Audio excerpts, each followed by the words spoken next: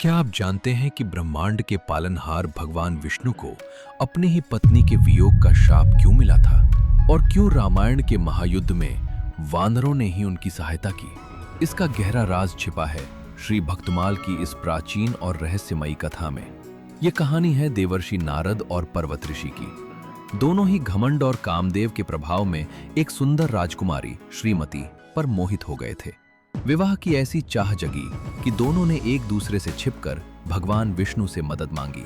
नारद जी ने प्रार्थना की, प्रभु पर्वत का मुख बंदर जैसा कर दो। वही पर्वत ऋषि ने भी वही चाल चली और कहा, प्रभु नारद का मुख लंगूर जैसा कर दो। भगवान ने उनकी रक्षा करने के लिए मुस्कुराकर बस इतना कहा, जो तुम्हारे हित में होगा वही होगा। स्वयंवर का भव्य दरबार सजा था। नारद और पर्वत ऋषि अपने आप को सबसे सुंदर समझकर राजाओं के बीच अकड़ कर बैठे थे। उन्हें लग रहा था कि राजकुमारी बस उन्हीं के गले में जयमाला डालेगी।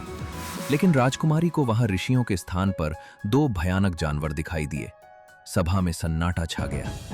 राजकुमारी की नजरें उन दोनों के बीच खड़े एक तेजस्वी राजकुमार पर जाकर रुकी, जो स्वयं भगवान का रूप थे। बिना एक पल गंवाए राजकुमारी ने भगवान के गले में जयमाला डाल दी। इससे पहले कि कोई कुछ समझ पाता, भगवान राजकुमारी का हाथ थामकर प्रकाश के पुंज में विलीन हो गए। जब ऋषियों ने सरोवर के जल में अपना चेहरा देखा तो उनकी चीख निकल गई। बंदर और लंगूर का चेहरा देखकर उनका क्रोध 7वें आसमान पर पहुंच गया।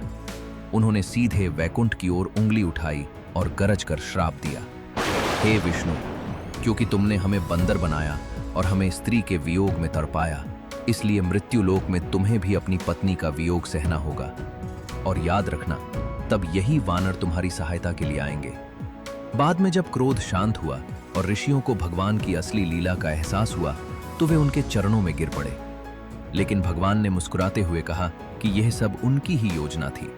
यही वो श्राप था जिसने त्रेता युग में रामायण की नींव रखी और भगवान को राम अवतार में माता सीता से दूर होना पड़ा।